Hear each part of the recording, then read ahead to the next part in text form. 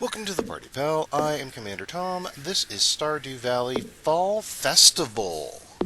And in this video, I'm going to show you how to win both the Grange contest as well as enough tokens to purchase the first year Stardrop. Let's get a move on. Now, in actuality, prepping for the festival begins day one. Now, I would suggest create a chest, mark it gold, and then anytime you have gold quality or even iridium quality items from farming, gathering, anything, throw it in here to start preparing. Now for today's activities, or more specifically for tomorrow, I'm prepping ahead of time, get a separate chest. And then you're going to want to go through those items to start planning what you want to put into that. What do you want to put into that? Let's talk about that in a little bit more detail. The Grange display consists of 8 categories that you're judged on. To give you a checklist, go ahead and either get a piece of paper and a pen, get ready to take a screenshot, whatever your preference is. You want to make sure you have something from each of animal products, artisan goods, cooking, fish, foraging, fruits, minerals, and vegetables. For those of you counting at home, correct, that's 8 categories, but if you remember the Grange display, there are 9 slots. So you do need 9 items. And yes, that means then you will be doubling something, and that's okay. But this is something that I wanted to give you a checklist, so perhaps the night before, you can start sorting through that gold box of supplies to figure out the best of your best to easily be able to just pick it up tomorrow. In fact, let me show you how to do that.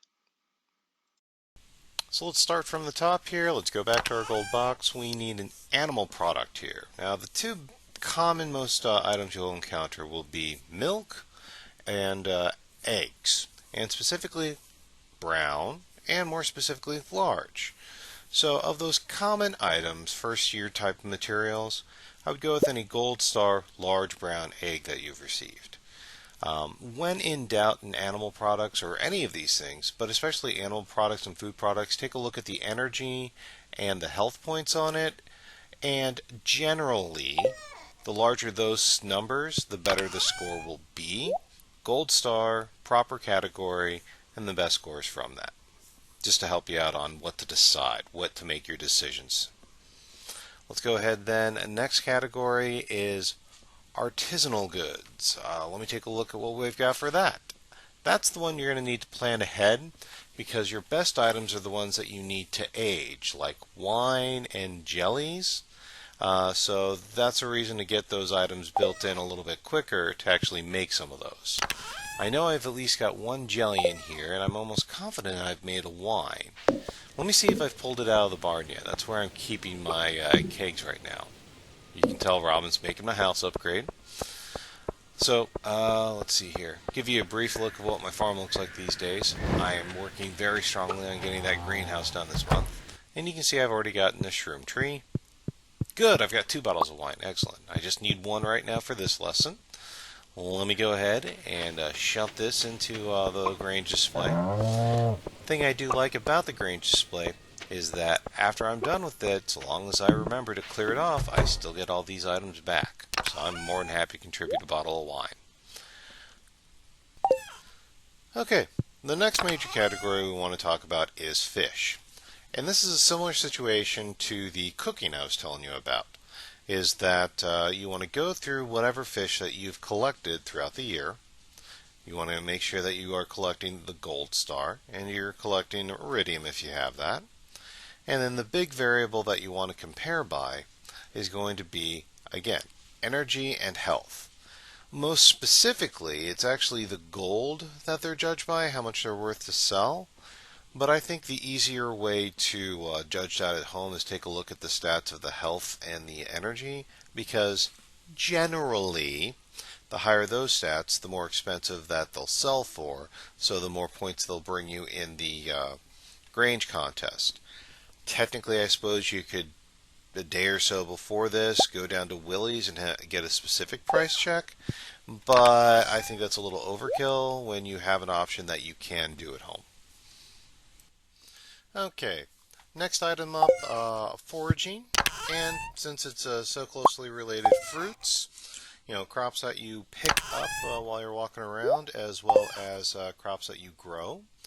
And again, you can judge these stats on the same as we've been talking about. Take a look at, they have to be gold star or better to really be a candidate, in my opinion. And then you also want to take a look at their health and energy variables to get an idea of what their value is to compare quickly. Next up, minerals, and I keep these out here. I wish I could give you a better, comparison to talk about here. They don't give the health or energy stats like food crops do. So I would just say rarity. Kind of the deeper you get into the mine, generally gives an indication as to what its value is down there. How uncommon it is helps to give it its value. Obviously, things like prismarine, diamonds, that's going to be number one. Some of the other things like quartz will do in a pinch. Amethyst, that's a really good one to put in there.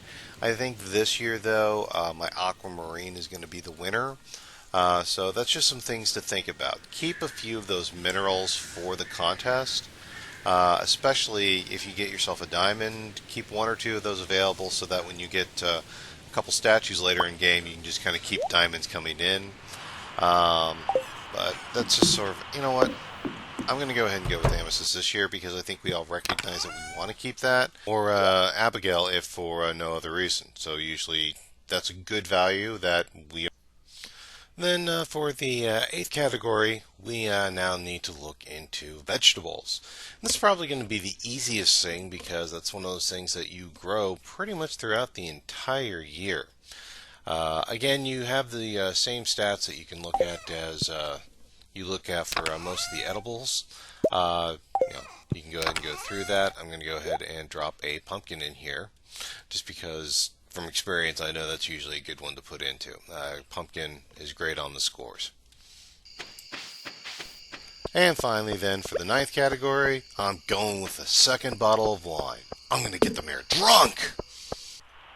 Once you've got your chest set up of what you're bringing to the Grange display, go ahead and go to sleep. Wake up the next day.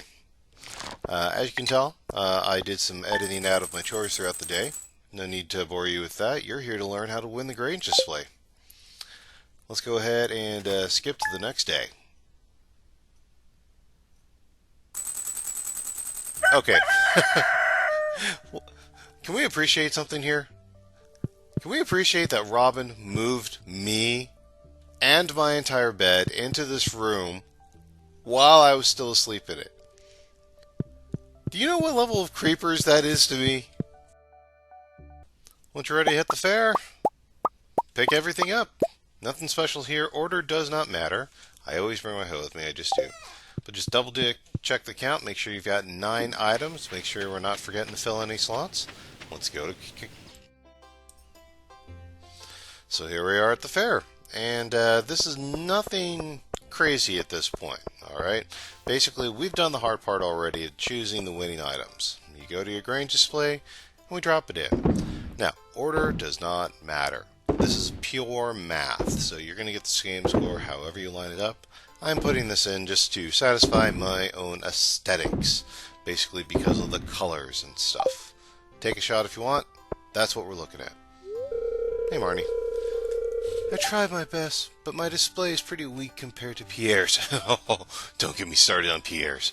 Everyone sells their goods to him, and he turns around and puts it in his display. Arrgh!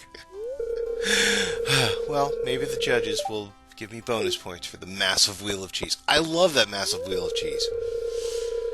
My store carries the very finest products in the whole valley, because the entire valley sells them to you! Once you're ready, then we go up and, as usual, talk to Lewis. He's the dictator here that tells us whenever we start anything. No, really, it's the big day. The displays in the banner never gave me a clue, sir. If you'd like to participate by setting up a Grange, I left one empty for you. Just let me know when you're done. I'm done. I'm done with you, Mayor. Well, no, I'm not done with you. You're a source of so many jokes and humor for my videos. Thank you so much for being the way you are. But yeah, let's go ahead and light this candle. Oh, you're already finished setting up your Grange display? Yes, I am. Now, at this point then, he's going to take a couple of minutes to saunter on over and judge. You can go ahead and use that time to essentially, you know, mingle. You can do whatever you want. You can take all day and play all the games. I'll show you something after we cover the Grange display about how to get the tickets and get the Stardrop, which is, in my opinion, the big prize of this. I don't necessarily care so much about the gold you might get from the Grange display. I like the fact you can get a Stardrop from this event. At some point during your day, you'll get this pop-up message. Your Grange display has been judged. Return to the mayor, because everything revolves around the mayor and his ego. So let's go ahead and see what we did. Survey says... Congratulations, won first place, 94. Yes. So, that's the proof of the pudding that this is a winning concept and a winning display. Now, one thing I'll let you know, the competition doesn't change. So if you can get a first place arrangement, chuck it back in that gold box and just leave it in there and put it in every year. It'll win every year. It's a beautiful scam. Now, there's one more thing that I want to show you that I think will be really good for you, at least for year one. We can see that we have a Stardrop, but available for 2,000 star tokens. And we only have one, so we need to get some more tokens. The easiest game to get your tokens on is going to be this spin the wheel. Now I think everyone knows spin the wheel, and I believe it's about a 75% likelihood that green is going to win. So, yeah, you're always going to bet on green. But not everyone bets smartly, because just because you have a 75% chance of winning doesn't mean that you can't still lose. So, here's the main trick.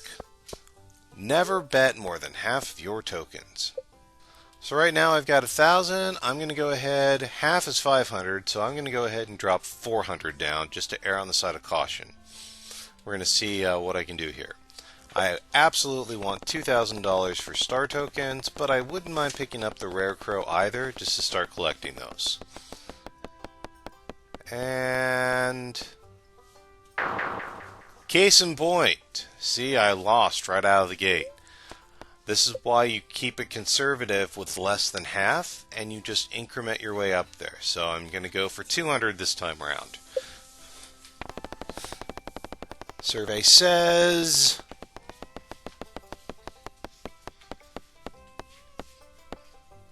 Alright, green this time. Alright, so that puts me back to 800.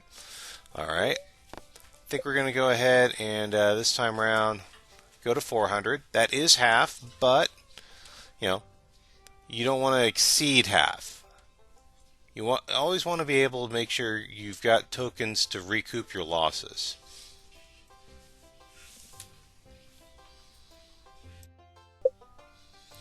Okay.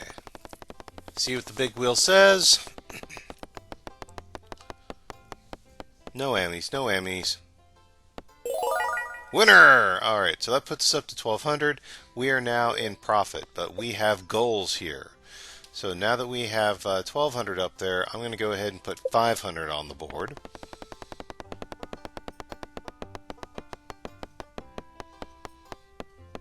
And win again! Okay.